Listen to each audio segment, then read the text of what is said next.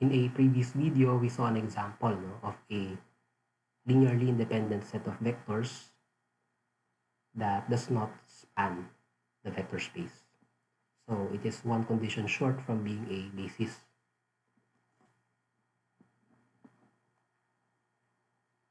It was this example.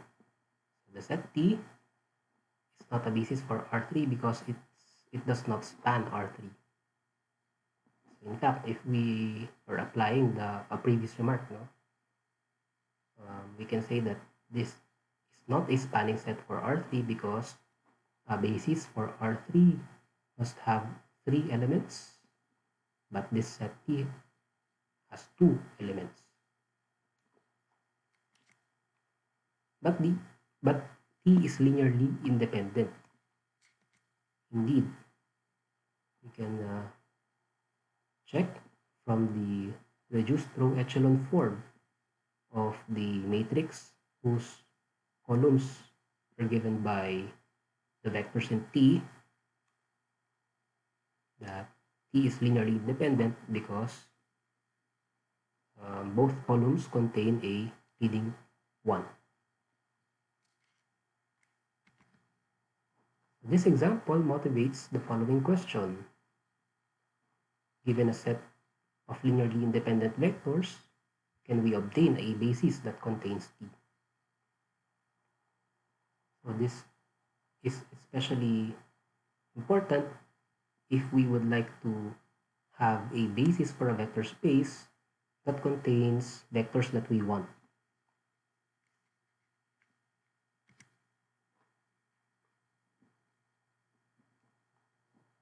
Okay, so in R3, we know that the set S shown is a basis. So we call this basis the natural basis for R3. So this is a basis. It spans R3. But note that if we adjoin the vectors in T, namely 1, 1, 2, and 1, 0, negative 1, to this spanning set, then the subspace spanned by these 5 vectors is the same as the subspace spanned by these 3. Well, because this and this are just linear combinations of these 3 vectors. So this set is also a spanning set for R3. So we have a spanning set for R3. We have to determine a basis for R3 from this spanning set.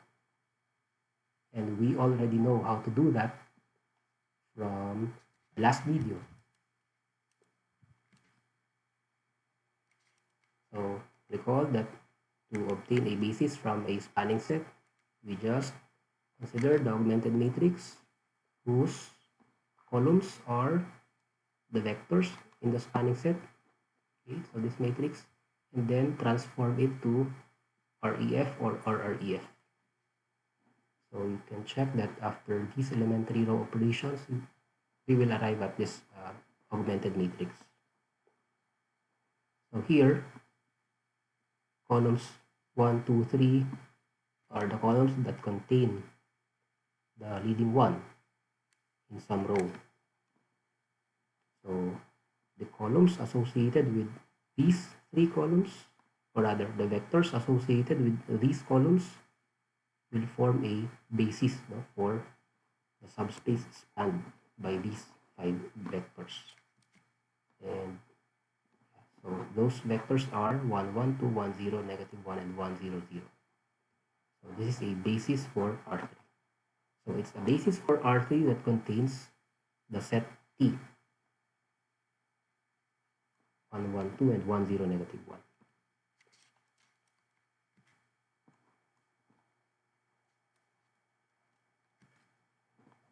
So the observation in the last discussion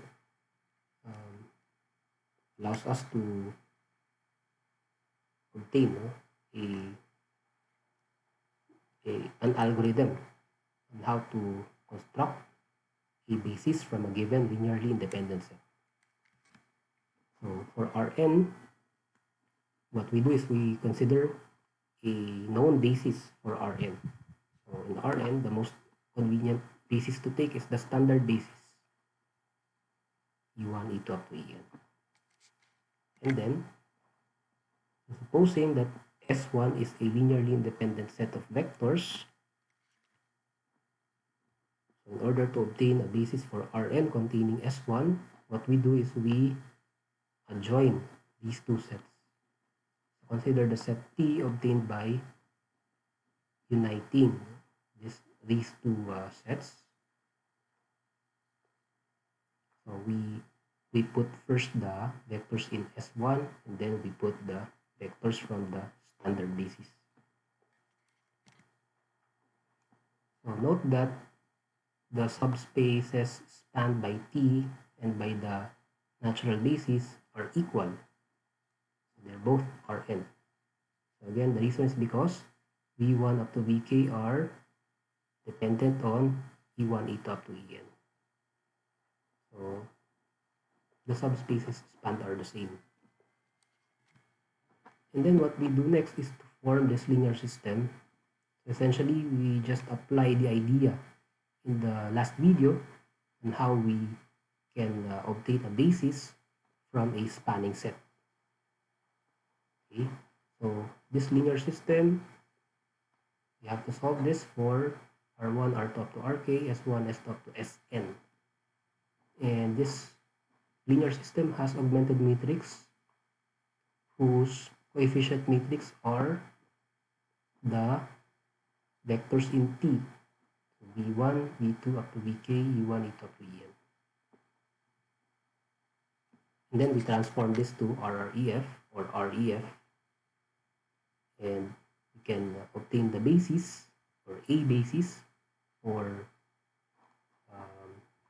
Rn by taking the columns, rather the vectors corresponding to columns containing the leading ones in that REF or RREF.